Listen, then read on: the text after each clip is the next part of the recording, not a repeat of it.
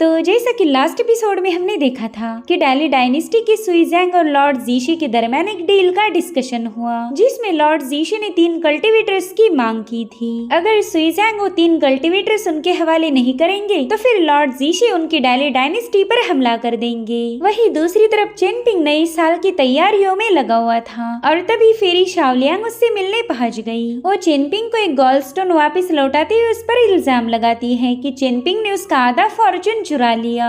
अब आगे तो इस एपिसोड की शुरुआत में हम एक एल्डर को देख पाते जिनकी दिमागी हालत काफी ज्यादा डिस्टर्ब थी। वो राह चलते हुए हर एक बंदे से पूछ रहे थे कि क्या तुमने अपने बच्चे का नाम रखा है। तो लोग उसे पागल समझकर पुश करने लगे। तब एक बंदा उस एल्डर की फिरकी लेने के लिए पहुंच गया। वो कह रहा था कि मेरे बेटे का नाम अभी तक नहीं रखा, क्या आप कोई अच्छा सा नाम बता सकते हो। तो एल्डर काफी ज्यादा एक्साइटेड होकर कहने लगा कि हाँ बिल्कुल, मैं आपको एक अच्छा सा नाम बताऊंगा, आप वही नाम रखना। और तभी वो बंदा उनके मुंह पर एक जोरदार लात मार के उसे नीचे गिराने की कोशिश करता है, मगर एल्डर की जगह वो बंदा ही नीचे पटक गया। तो गुस्से में आकर अपने चमचों से कहने लगा कि मेरा मुंह क्या देख रहे, जल्दी से जाकर इस बुड्ढे की पिटाई लगाओ। तो वो लोग भी उस एल्डर पर चारों तरफ से लाते बरसाने लगे। उनके पाँव में दर्द हो गया, लेकिन उस एल्डर पर इसका कोई असर नहीं हुआ था। साथ ही अब उस एल्डर का गुस्सा भी आउट ऑफ कंट्रोल हो चुका था। और तभी वहाँ पर एक मॉन्क पहुँच जाता है। तो उस एल्डर ने सीधे जाकर उसके पाँव पकड़ लिए। उस मॉन्क से कह रहे थे कि प्लीज मुझे इतनी समझ दीजिए कि मैं अपने ग्रैंडसन के बारे में पता कर सकूं। मैं अपने बच्चे को बस एक बार देखना चाहता हूँ। अगर मैं उसे एक बार भी मिल नहीं पाया तो मैं सुकून से मर भी नहीं सकता। मैं उसे बताना चाहता हूँ कि मैंने उसका दिल दुखाया था और उस बात का मुझे अफसोस है। मैंने उसे काफी ज्यादा डिसअपॉइंट किया था। प्लीज मेरे लिए इतना कर दीजिए और बदले में मैं आपका सर्वेंट बनने के लिए भी तैयार हूँ। साथ ही साथ एल्डर अपना सिर पटक पटक कर उनके सामने रहम की भीख मांग रहे थे। तो उनकी इसी हालत देखकर वो मॉन्क कहने लगा कि इंसान काफी ज्यादा अजीब होते हैं। जो बात उन्हें दुख पहुंचा रही है उसे भी खुद से दूर नहीं करना चाहते। तुमने अपने सारे बंधनों को तोड़कर मुक्त होना चाहिए। तो एल्डर कहते नहीं, इस जन्म में तो ऐसा नहीं हो सकता। जिस पर वो मॉन्क कहने लगा कि अगर तुम इन फीलिंग्स को जाने नहीं देना चाहते तो इस मसले की जड़ में जाओ। तुम्हारे ग्रैंडसन का मास्टर लॉन्गचॉन काउंटी यानी कि डाली डायनेस्टी के स्मॉल टाउन का रहने वाला है। जाओ जाकर उसके मास्टर से मिल लो। मास्टर का नाम सुनते साथ ही वो बंदा काफी ज्यादा पैनिक हो गया। वो कहता है नहीं, मैं उस वेशांग से मिलना नहीं चाहता। तो मॉन्क उन्हें बताता है कि तुम बिल्कुल फिक्र मत करो, तुम्हारे ग्रैंडसन का पहला मास्टर था वेशांग, लेकिन अब तुम्हारे ग्रैंडसन ने अपने मास्टर को बदल लिया है। हालांकि एल्डर को अब इस मॉन्क की बातों पर यकीन नहीं हो रहा था। वो उसे बताने लगा कि मेरा ग्रैंडसन वेशांग को काफी ज्यादा पसंद करता था, तो ऐसा हो ही नहीं सकता कि उसने अपने मास्टर को बदल लिया। जिस पर वो मॉन्क कहता है कि तुम्हारा ग्रैंडसन एक जीनियस है, उसकी फिलॉसफी और प्रैक्टिकल अचीवमेंट उस ऊंचाई पर पहुंच गई जिसे तुम इमेजिन भी नहीं कर सकते, इसलिए वो अपने डिसीजन सोच समझ कर ले सकता है। तो तुम्हें सबसे पहला उसके मास्टर से मिलना होगा, तभी जाकर तुम्हें अपने ग्रैंडसन के बारे में पता चलेगा। तो एल्डर पूछते कि क्या आप मुझे उसके मास्टर का नाम बता सकते हो। जिस पर उस मॉन्क ने जवाब दिया कि वो है डाली डायनेस्टी के स्मॉल टाउन का चेनपिंग। तो एल्डर कहता है ठीक है, मैं उस चेनपिंग से मिलने जरूर जाऊंगा। सो गाइस, ये एल्डर कोई और नहीं बल्कि हमारी करामती ज़ैंग के ग्रैंडफादर हैं। उन्होंने अपने हाथ पर चेनपिंग का नाम और पता काफ कर लिया था ताकि वो बिल्कुल भी उसे भूल न पाए। वो कहते हैं चेनपिंग अब जल्दी हमारी मुलाकात होगी। वहीं दूसरी तरफ चेनपिंग फेरी शाओलियांग के साथ बात कर रहा था। वो कहता है आप मुझ पर आपके फॉर्चून को चुराने का इल्जाम लगा रही हो, लेकिन मुझे कुछ भी समझ नहीं आ रहा कि आप किस बारे में बात कर रही हो। और अब हमें शाओलियांग की कहानी दिखाई गई। उसने अपनी पूरी जिंदगी ग्रेट डाओ के नाम की थी। उसकी लाइफ में कल्टीवेशन के अलावा और कुछ भी नहीं आएगा, लेकिन जब उसने रेड ड्रैगन को घायल किया उस वक्त उसके मास्टर की नजरें बदल चुकी थी। वो हमें बताती है कि उन्होंने मेरी तरफ इस तरह से देखा मानो कोई मर्द एक औरत को घूर रहा हो। उनकी आंखों में मेरे लिए अजीब सी लस्ट नजर आई। उन्होंने आज तक मुझे इस तरह से कभी ट्रीट नहीं किया था, लेकिन अब वो बदल चुके हैं। उन्होंने मुझसे कहा कि इस सेक्ट में सिर्फ तुम ही एक ऐसी पर्सन हो जो कि मेरी पूरी लेगेसी को इनहेरिट कर सकती। तुम्हारी जितना काबिल यहाँ पर कोई और है ही नहीं, यानी कि मेरी डाओ कंपेनियन बनना तो खुद है हेवन की मर्जी है। अगर तुम चाहो तो हम दोनों ये सेक्ट छोड़कर फ्री कल्टीवेटर बन सकते हैं, फिर ये पूरी दुनिया हमारा घर होगी। हम दोनों एक कपल बनकर बेफिक्री जिंदगी जी सकते हैं। तो शाओलियांग हमें बताती है कि मैंने इसके लिए मना कर दिया क्योंकि मेरे मास्टर की पाथ काफी ज्यादा पेचीदा और बेकार थी, इसलिए मैंने डिवाइन स्क्रिप्चर सेक्ट को छोड़ दिया। मेरे पास उनका दिया हुआ जेड मेडन का टाइटल भी मैंने वापस कर दिया। तो मेरी वजह से डिवाइन स्क्रिप्चर सेक्ट का काफी बड़ा नुकसान हुआ। मेरे पास काफी रेयर एबिलिटीज थी, लेकिन मैंने उस सेक्ट को छोड़ते साथ ही उनकी जेड मेडन भी चली गई और साथ ही साथ उसकी एबिलिटीज भी। डिवाइन स्क्रिप्चर सेक्ट का जो दबदबा था वो अब पहले जैसा नहीं रहेगा और इसी वजह से मेरे मास्टर भी मुझ पर काफी ज्यादा भड़क गए। उन्होंने मुझे जान से मारने की भी धमकी दी, लेकिन फिर भी मैं अपने फैसले पर कायम थी। और फिर मेरी मुलाकात हुई फॉर्चून टेलर लियोचेन से। उन्होंने मुझे उनकी डिसाइपल बनने का चांस ऑफर किया। लियोचेन उससे कहते हैं कि मैं तुम्हें मेरी डायरेक्ट डिसाइपल बनाने के लिए तैयार हूँ, लेकिन इससे पहले तुम्हें एक शख्स से मिलने जाना होगा। वो बंदा एक लाल धागे से तुम्हारी तकदीर के साथ कनेक्टेड है। तुम दोनों की डेस्टिनीज एक साथ जुड़ चुकी, यानी कि अब तुम दोनों का सौभाग्य और दुर्भाग्य एक साथ शेयर होगा। तुम यूँ समझ लो कि तुम्हारी जोड़ी को खुद हेवन ने बनाया है। और गाइस, ये बंदा कोई और नहीं बल्कि चेनपिंग था। शाओलियांग बताती है कि जब मैं चेनपिंग से पहली बार मिली थी तब मुझे उसके साथ एक कनेक्शन महसूस हुआ। उस वक्त वो बॉन्ड इतना ज्यादा गहरा नहीं था, लेकिन अब वो रिश्ता और भी ज्यादा स्ट्रॉन्ग महसूस होता है, एक समंदर जैसा गहरा और मजबूत, मानो हम दोनों की तकदीर की जंजीरें आपस में जुड़ी हुई हैं। कहीं ये सब लियोचेन की ही कोई चाल तो नहीं थी। और फिर लियोचेन एक बार फिर से उससे मिलने आया। वो उसे बताता है कि चेनपिंग की किस्मत पलट गई, उसकी बर्बादी अब एक नई ग्लोरी बन चुकी है। उसकी इस कामयाबी के पीछे दो रीजंस हैं, उसमें से एक है चेनपिंग की जिद। वो तब तक हार नहीं माना जब तक किस्मत खुद उसके सामने नहीं झुकी। उसने न जाने कितनी सारी मुसीबतों को फेस किया, लेकिन कभी शिकायत नहीं लगाई और ना ही कभी अपनी तकदीर को कोसा। तो उसके इसी रेजिलियंस को देखकर हेवंस ने उसे रिवॉर्ड दिया। अब उसकी ग्लोरी का दूसरा रीजन मैं हूँ। वेल, यहाँ पर गोल्डस्टोन शाओलियांग के सामने आ चुका था, मगर वो उस गोल्डस्टोन को हाथ लगा पाई इससे पहले लियोचेन ने उससे वो स्टोन दूर खींच लिया। वो कह रहा था कि सेंट जीशांग बेवजह ही मैच मेकर बनकर चेनपिंग को निंग्याओ के साथ बांध रहे थे। तो मैंने सोचा क्यों ना मैं भी एक मैच मेकर बनकर चेनपिंग के लिए एक बढ़िया सी पार्टनर ढूंढूं। जो गोल्डस्टोन चेनपिंग ने तुम्हें दिया था, मैंने उसी को एक धागे जैसा यूज करके तुम दोनों को एक साथ जोड़ दिया। अब तुम लोग फॉर्चून और मिस फॉर्चून को एक साथ शेयर करोगे। अगर किसी ऑर्डिनरी बंदे की किस्मत चेनपिंग जैसी होती तो कब का ही मारा जाता, मगर चेनपिंग एक एक्सेप्शन है। उसने अपनी किस्मत के बैड लक को गुड लक में बदल दिया। आगे चलकर उस बंदे को बहुत बड़ी कामयाबी मिलने वाली है, लेकिन अगर वो उस कामयाबी को हैंडल नहीं कर पाया और उसने सब कुछ बर्बाद कर दिया तो इससे बस एक ही बात साबित होगी कि सेंट जीशांग ने इस बंदे को परखने में गलती की थी। वेल, ये सारी बातें सुनकर शाओलियांग उनसे पूछने लगी कि आप एग्जैक्टली हो कौन, मगर लियोचेन इसका जवाब नहीं देता। उल्टा उसने ही शाओलियांग से एक सवाल पूछा। वो कहता है कि तुम्हारा दिल ग्रेट डाओ के रास्ते पर निकल चुका है और तुम्हारा सारा फॉर्चून तुम्हें चेनपिंग के साथ शेयर करना होगा। तो बताओ फिर तुम आगे क्या करोगी? हो सकता है कि चेनपिंग की वजह से तुम्हारा फॉर्चून मिस फॉर्चून में बदल जाए। आफ्टर ऑल तुम दोनों मेरी थ्रेड की वजह से एक साथ कनेक्टेड हो। अगर तुमने चेनपिंग को अपने हाथों से खत्म नहीं किया तो हो सकता है वो तुम्हारे ग्रेट डाओ के रास्ते में बहुत बड़ा ऑब्स्टेकल बन जाए। वेल, यही सारी बातें याद करके शाओलियांग की हालत खराब हो गई। उसे समझ नहीं आ रहा था कि उसने चेनपिंग को मार देना चाहिए या फिर छोड़ देना चाहिए। और तभी चेनपिंग उससे पूछ रहा था कि मिस, आप ठीक तो हो ना? मुझे ऐसा लग रहा है कि आप काफी ज्यादा परेशान हो। साथ ही वो दिल ही दिल में सोच रहा था कि मैंने तो इसे कुछ नहीं बोला, फिर ये ऐसी हरकतें क्यों कर रही। अब यहाँ पर चेनपिंग उसे संभालने जाने ही वाला था कि उतने में ही उसकी फ्लाइंग सोर्ड अपने आप उसके माइंड स्पेस से बाहर आकर शाओलियांग पर अटैक कर देती है, क्योंकि उस सोर्ड ने शाओलियांग की किलिंग इंटेंट को पहचान लिया था। वहीं पर चेनपिंग शाओलियांग को बताने लगा कि अटैक मैंने नहीं किया, दरअसल ये सोर्ड हाल ही में अवेकन हुई है, तो ये मेरी एक भी बात नहीं सुनती और ना ही मैं इसे कंट्रोल कर पाता।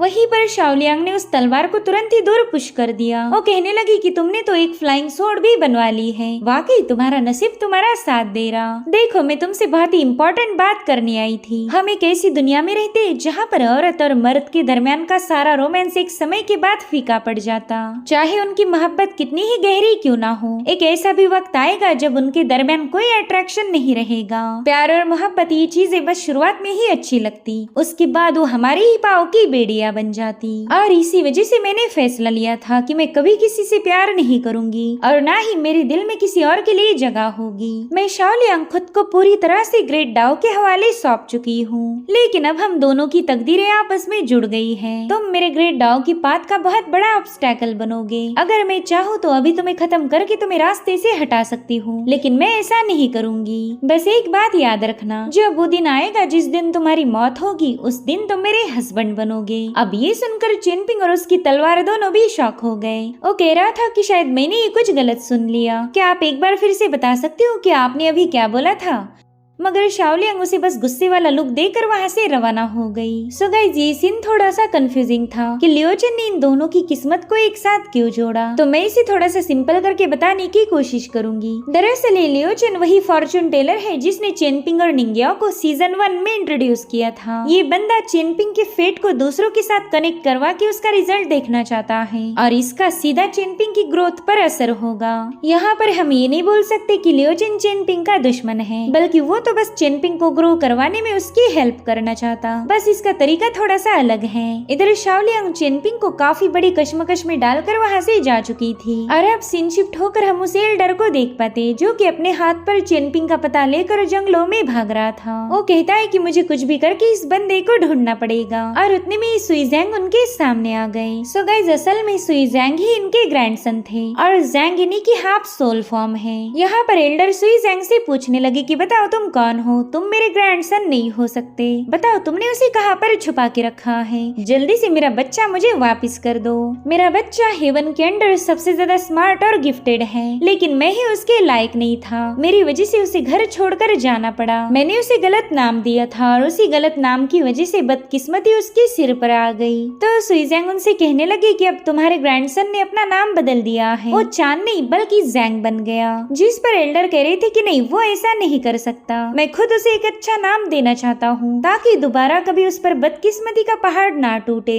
और फिर वो सुइजैंग को साइड में पुश करके वहाँ से भागने लगे। वो कह रहे थे कि मुझे मेरे ग्रैंडसन से मिलना है और उसके लिए मुझे उसके मास्टर से मिलना पड़ेगा। मैं उसे नया नाम देकर पूछना चाहता हूँ कि क्या वो इस नाम से खुश है? इधर सुइजैंग कह रहे थे कि वाकई इनसे मिलकर तो एक लंबा अरसा बीत गया। ऐसा लगता है कि मानो ग्रैंडफादर से मिलकर पूरे एक जन्म बीत गया। वही दूसरी तरफ शुई अपने फादर से पूछ रही थी कि आप इस सोड को फोर्ज करने में मुझे मदद क्यों नहीं करने दे रहे? तो मास्टर रुआन बताने लगी कि क्या तुम्हें पता है मैं निंग्याओ की सोड फोर्ज करने के लिए राजी क्यों हुआ था? तो शुयू ने बताती है कि निंग्याओ ने आपको बहुत बड़ा ड्रैगन स्लेइंग प्लेटफॉर्म दिया था जो कि एक तलवार को फोर्ज करने की कीमत से कई गुना ज्यादा था। तो मास्टर रुआन कहते कि ना, बात बस इतनी सी नहीं हो सकती। दरअसल ये सोड मैं खुद मेरे सेक्ट के लिए बना रहा हूँ जिसका मैं फाउंडर बनूंगा। तो इस तलवार को आगे चलकर चाहे कोई भी यूज क्यों ना करे, ये तलवार हमेशा स्पेशल रहेगी और मैं नहीं चाहता कि तुम इसे फोर्ज करते हुए एक्सीडेंटली अपने ट्रू फायर को अनलिश कर दो। इससे तुम्हारी एबिलिटीज के बारे में सबको पता चल जाएगा।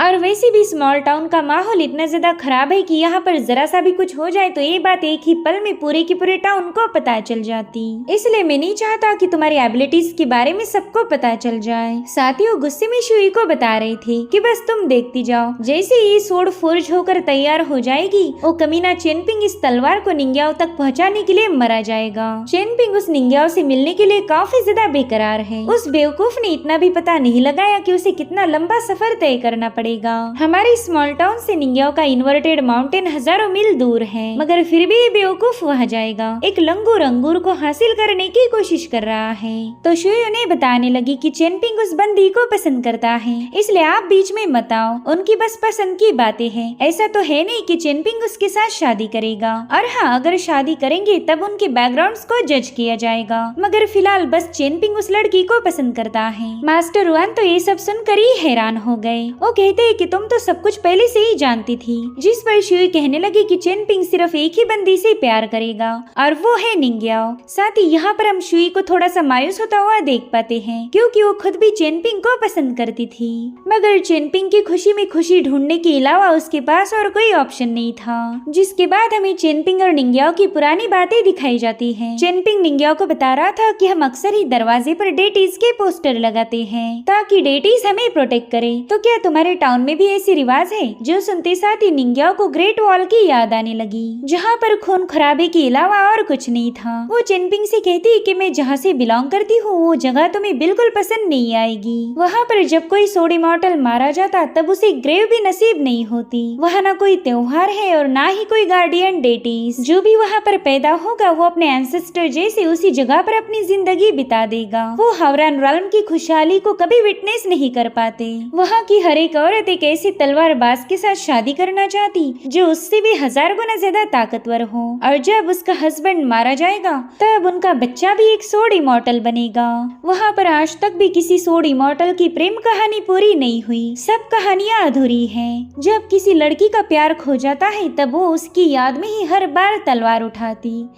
उनका हर एक स्ट्रोक उनकी मोहब्बत की छाप उनकी रूह पर छोड़ देता। सो ये थी सोर्ची ग्रेट वॉल की प्रेम कहानियाँ जो कभी पूरी नहीं होती। और अब कहानी दोबारा से प्रेजेंट टाइम में आ जाती है, जहाँ पर चेनपिंग तलवार की प्रैक्टिस करते हुए निंग्याओ के बारे में ही सोच रहा था। वो कहता है कि बस मास्टर वान जल्दी से उस तलवार को फोर्ज कर ले। एक बार वो सोड फोर्ज हो गई, फिर निंग्याओ के पास उसकी खुद की एक तलवार होगी और मेरे पास भी मेरी एक सोड रहेगी। फिर हम दोनों अपनी तलवारों को अलग अलग नाम देंगे। एक का नाम होगा डीमन टेमर और दूसरी होगी इवल स्लेयर। चेनपिंग तो इस तरह से इमेजिनेशन कर रहा था मानो ये तलवारें ना होकर उन दोनों के बच्चे हो, और उसी वक्त चेनपिंग की फ्लाइंग सोड भी माइंड स्पेस से बाहर आ गई। तो चेनपिंग उसे बताता है कि मैंने तुम्हारे लिए मॉर्निंग स्टार ये नाम सोचा। आफ्टर ऑल तुम नए साल के पहले दिन इस दुनिया में एक तलवार के फॉर्म में पैदा हुई थी। मगर वो फ्लाइंग सोड तो बड़े ही मजे के साथ चेनपिंग को कूटने के लिए दोबारा से उसके पीछे पड़ गई। इधर फायर पाइथन और शाओटोंग में भी अब काफी अच्छी दोस्ती हो चुकी थी। शाओटोंग फायर पाइथन का एक पटाखा चुरा कर इधर उधर भाग रहा था, तो फायर पाइथन ने सीधे उसके मुंह पर अपनी आग बरसा दी, जिससे तो पटाखा भी जलने लगता है। जो देख चेनपिंग कह रहा था कि जल्दी से उसे फेंक दो वरना तुम भी फट जाओगे।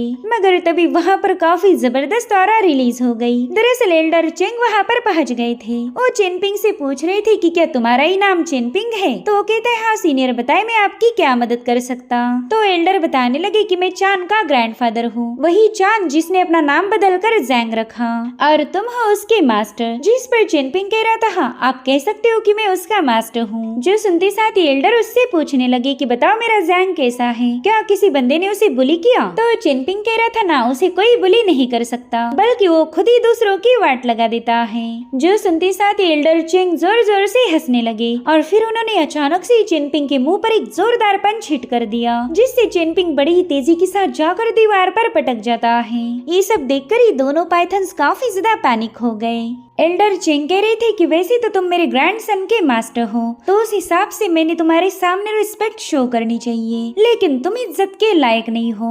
तुम एक मार्शल आर्टिस्ट हो जो अभी तक ढंग से तीसरे रॉल्म पर भी नहीं पहुंच पाया, तो फिर तुम्हारे जैसा कमजोर बंदा मेरे जैंग का मास्टर कैसे बन सकता? आगे चलकर अगर उस पर कोई मुसीबत आई तो क्या तुम सिर्फ दूर से बैठकर तमाशा देखोगे? ना, ऐसा तो नहीं चलने वाला। एक मास्टर अपने डिसाइपल के मुकाबले हमेशा पावरफुल होना ही चाहिए। और फिर वो चेनपिंग को हवा में उठाकर कहने लगे कि चलो मुझे किसी सेफ जगह पर लेके जाओ, वहीं पर मैं तुम्हारी थोड़ी सी मदद करूंगा। तभी शाओटोंग मटके के पीछे छुपकर एल्डर से कहने लगा कि आपकी शक्ल से ही पता चल रहा कि आप एक नंबर के जालिम इंसान हो, तो आपके जैसा कमीना बंदा मेरे मास्टर की मदद कभी भी नहीं कर सकता। जो सुनकर एल्डर ने सिर्फ उसे एक लुक दिया तो ये दोनों पाइथन डर के मारे एक दूसरे से चिपक जाते हैं। इधर चेनपिंग की सोड भी हरकत करने लगी थी और उतने में वो एल्डर कहते हैं कि मेरे पास ज्यादा वक्त नहीं, थोड़ी देर में मैं अपने होशो हवास पूरी तरह से खो दूंगा, इसलिए अब मेरा ज्यादा वक्त बर्बाद मत करो, मैं तुम्हारी हेल्प करना चाहता हूँ, और अगर तुम नहीं माने तो एक ही मुक्के में तुम्हारी हड्डी पसली एक कर दूंगा।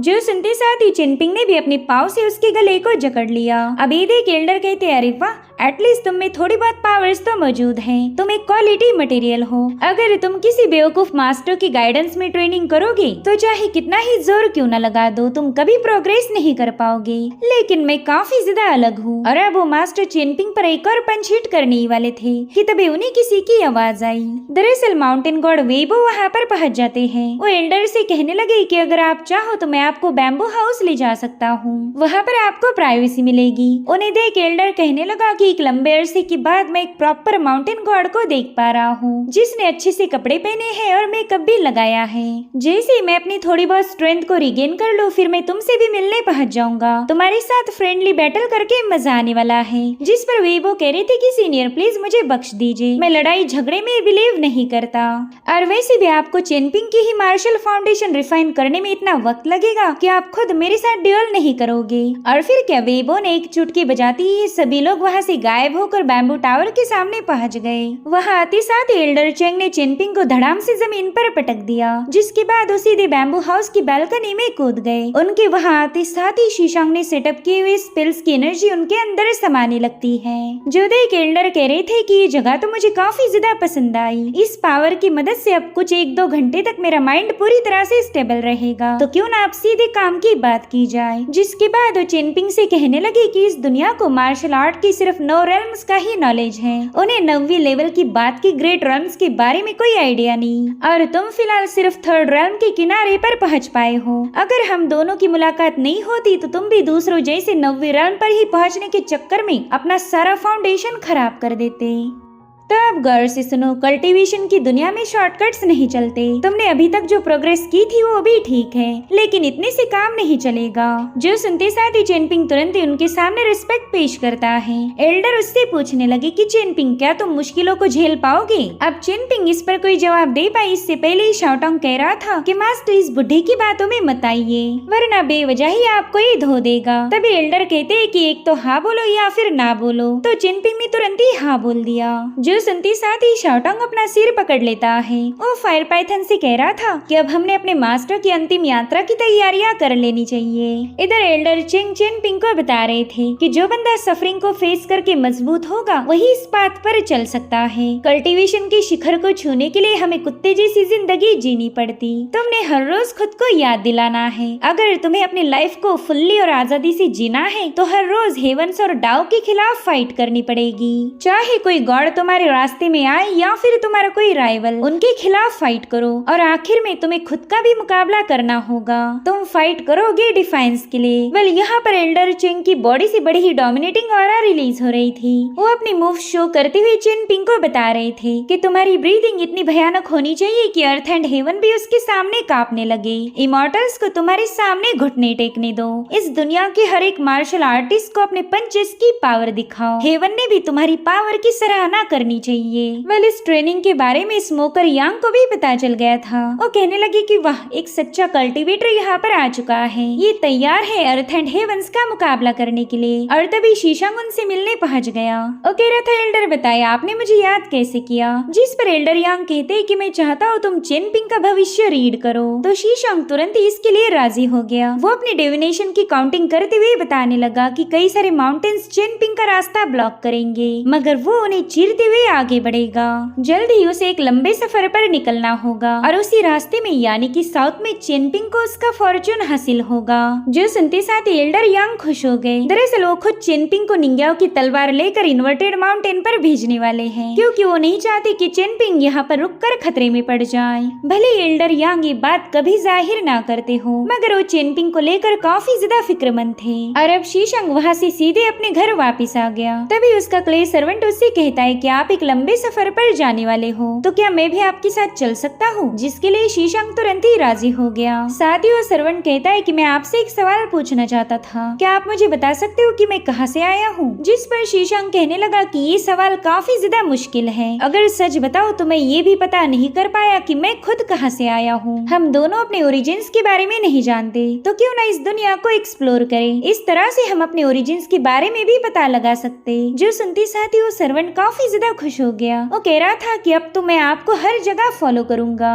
और उतने में ही शीशांग का छोटा भाई बाउजिन वहाँ पर पहुँच जाता है। उसे वहाँ देखते साथ ही वो क्ले सर्वेंट तुरंत ही वहाँ से चला गया। जिसके बाद शीशांग अपने भाई से कहता है कि बचपन में बाओपिंग काफी ज्यादा शरारती थी, उसे तो मछलियों को पालने का इतना शौक था कि हम उसे चाहकर भी रोक नहीं पाए। तो बाउजिन ताना मारते हुए कहने लगा कि हाँ, उसकी हर एक बात को माना जाता है, उसी की वजह से हम दोनों की लड़ाई अभी बंद हो गई। और अगर सच बताओ तो मुझे तुम्हारी काफी ज्यादा फिक्र फिक्र रहती थी। तुम तो दिन भर किताबों के ढेर में गड़े रहते हो, तो मुझे डर था कि तुम एक ना एक दिन किसी सोड इमॉर्टल का शिकार बनोगे। मगर अब पता चल रहा कि मैं तो बेवजह ही तुम्हारी फिक्र करता था। जब हमारी लीजू केव हेवन कोलैप्स हुई तब यहाँ पर कोई कल्टीवेट नहीं कर पा रहा था, मगर तुम तो 5वीं रेल्म की मिड लेवल पर भी पहुँच गए। काश मेरे पास तुम्हारी जैसी किस्मत होती। वेल, यहाँ पर बाउजेन को अपने भाई की प्रोग्रेस से काफी ज्यादा जेलसी फील हो रही थी और इस बात को शीशांग ने भी भाप लिया। वो कहता है, बाउजेन, गलत रास्ते पर तरक्की करने से बेहतर है अच्छे रास्ते पर ठोकरें खाओ। तुम्हारी हरकतों की वजह से हमारी फैमिली बहुत बड़ी मुसीबत में फंस सकती है, इसलिए वक्त है तो अपनी आदतें सुधार लो। मगर बाउजेन उसका मजाक उड़ाते हुए कहने लगा कि भाई, आपको पता है ना, मुझे किसी के लेक्चर सुनना बिल्कुल भी पसंद नहीं है। खैर, तुम तो भविष्य बताने में माहिर हो, तो क्यों ना तुम मेरा भी फ्यूचर रीड करो। क्या इस मिस फॉर्चून से बाहर निकलकर ग्लोरी हासिल करने के मेरे कोई चांसेस है? जिस पर शीशांग मायूस होते हुए कहने लगा कि अगर तुम्हारा दिल ही बदल नहीं सकता तो फ्यूचर के बारे में बता के ही क्या फायदा।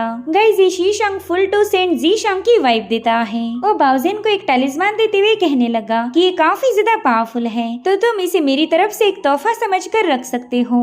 और हाँ, मेरे वापिस आने तक ऐसी कोई हरकतें मत करना जिसके लिए मुझे बाद में शर्मिंदा होना पड़े। और अब शीशांग वहाँ से चला गया। बाउजेन कह रहा था कि हर फैमिली में कोई ना कोई ऐसा जरूर होता है जो उस फैमिली के कड़वे बर्डन को कम करे। लगता है ये काम मुझे ही करना पड़ेगा। इस किताबी कीड़े से तो कुछ भी नहीं होने वाला। और अब सीन शिफ्ट होकर हम एंसेस्टर साओजी को देख पाते हैं। वो कहते हैं कि मेरा बाप एक नंबर का शराबी था। उसने मेरी माँ को एक कॉपर कॉइन के लिए काफी बुरी तरह से पीट दिया। उसकी तो जान जाने वाली थी, मगर फिर भी मेरी माँ ने एक कॉइन उसके हाथ नहीं लगने दिया। उस बेचारी की लाइफ का एक भी दिन खुशी से नहीं गुजरा, लेकिन उसने मेरे जैसे बेटे को रेस किया था। मैंने भी कसम खाई थी कि मैं अपनी मदर के लिए सोने चांदी के पहाड़ बनाऊंगा, उसे इस दुनिया की हर एक खुशी दूंगा। लेकिन ये किसे पता था कि मेरे कामयाब होने से पहले ही वो इस दुनिया से चली जाएगी। अब मैं एक इमॉर्टल हूँ, लेकिन मेरा घर खाली पड़ा है और आज मैं अपनी माँ को काफी ज्यादा मिस कर रहा हूँ। तो साजुन उनसे कहता है कि एंसेस्टर, आप ऐसे मौसम में दुख भरी कहानियाँ मत बताएं, वरना हम सबका मूड खराब हो जाएगा। और उतने में ही शीशांग का छोटा भाई बाउजेन वहाँ पर पहुँच जाता है। वो एंसेस्टर से कहने लगा कि न जाने कितने ही सारे लोग चुपके से स्मॉल टाउन में आकर सीक्रेट मीटिंग कर रहे हैं। यहाँ पर सुइजैंग आई, आप आ गई और सोड कल्टीवेटर जू भी आया। इसका मतलब तो ये हुआ कि आप सभी लोग मिलकर बाइजू लिजाओ कॉन्टिनेंट की सोड इमॉर्टल जीशे को मारना चाहते हो। जिस पर एंसेस्टर साओजी कहने लगे कि बच्चे, तुम तो इस मैटर को बड़े ही हल्के में ले रहे। अगर यहाँ पर फाइट हुई तो इस आग में स्मॉल टाउन भी बर्बाद हो जाएगा।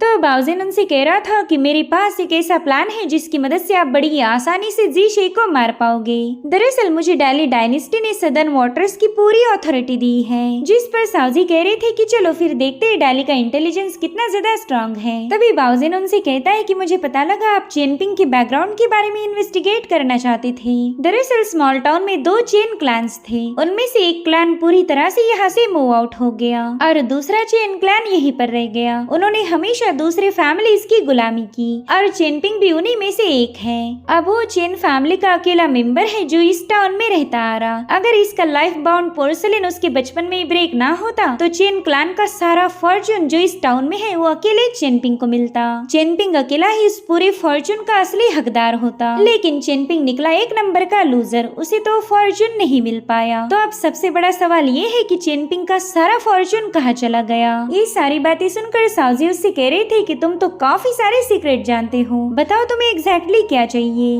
और अगर तुमने कोई फालतू बात बताई तो यही तुम्हें खत्म कर दूंगा। तभी बाउजेन उनसे कहता है कि लीजू केव हेवन में जो भी बच्चा पैदा हुआ उसका जन्म से एक पोर्सलिन था, एक ऐसा बर्तन जो उस बंदे की किस्मत की चाबी होगा।